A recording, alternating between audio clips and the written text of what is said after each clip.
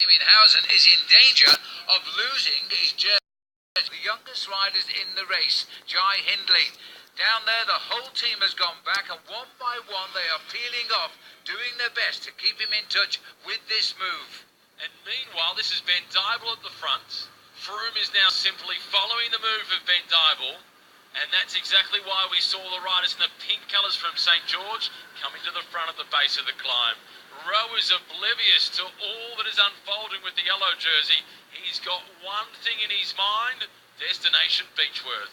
Once over the top, he's 14.5 kilometres left to ride. The gap is coming down because the counter-attack is... Chris Froome is riding second wheel here and not doing anything to chase the gaps down because he's got his teammate in the lead. That's one way to take a break from work. In the tractor up the top, a beautiful view. This is Ben Dybel, followed by Froome.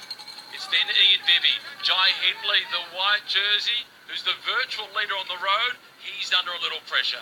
These boys in white are young, but they're a class act. There are 21 young riders in this race and 19 youngest coming from Australia, and a few of them are in this move. What a great future Australian cycling has. Now it's up to Chris Froome here. He's picking up the revs as well.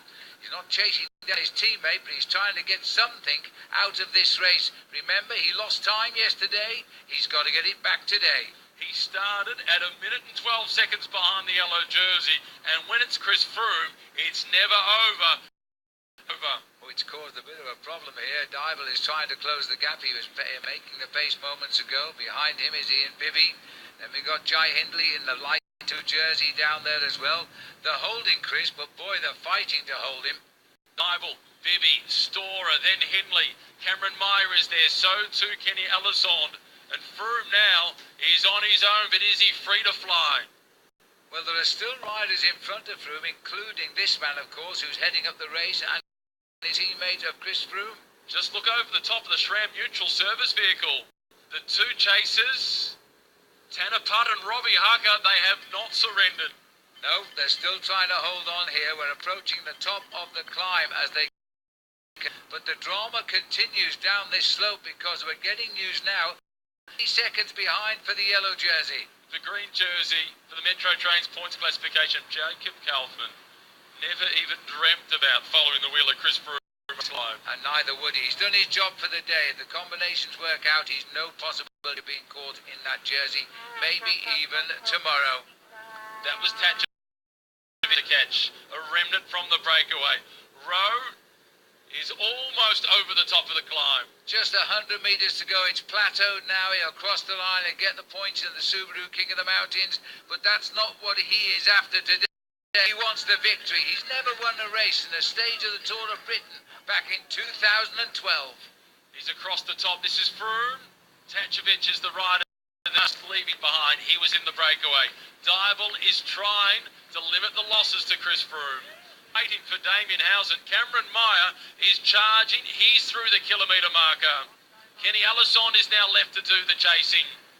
Where is the yellow jersey of Damien Hausen? Here comes Connor Dunn. He's the right-hand turn to the finish line in Beechworth. Well, he deserves what he gets out of this race. He's the tallest man in the race as we go back to the final rise now. 100 metres to go. Forget the few seconds. Not going to get yellow, but he is going to get only his 2nd win as a professionalist. And on the 2nd day running, the pacemaker for the top has been given his head, and he's shown us all what he is capable of. Connor Dunn coming home for Aqua Blue. Well, he's worked for day. Result, he's got it today. And the wave was well justified. A 2nd place finish. And now we see Cameron Meyer. This is Kenny Alisson. 500 metres. And the yellow jersey has been saved. Chavez leading the chase. Hausen is back in contact, and he's at the top of the general classification. Tanner Putt comes home, Robbie Hucker comes home, but in the distance, it looks as though the yellow has contacted the group. 500 from the end, they'll all together, and Hausen will keep his yellow jersey, and he's reached out, and he's thanked Esteban Chavez. Yesterday it was jubilation, today relief for the yellow jersey. As for Luke Rowe, it was only at the finish line. This was the big part of the stage. He tried to ride slowly. So Luke Rowe kisses the crowd, he salutes it, he wins his first race since 2012.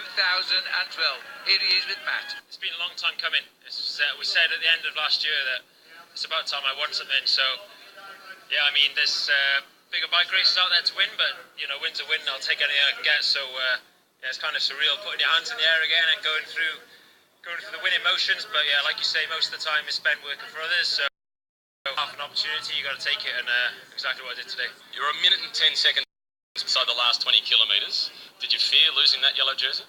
Oh, definitely. Like I said, remaining calm was just the most difficult thing to do. I was stressing.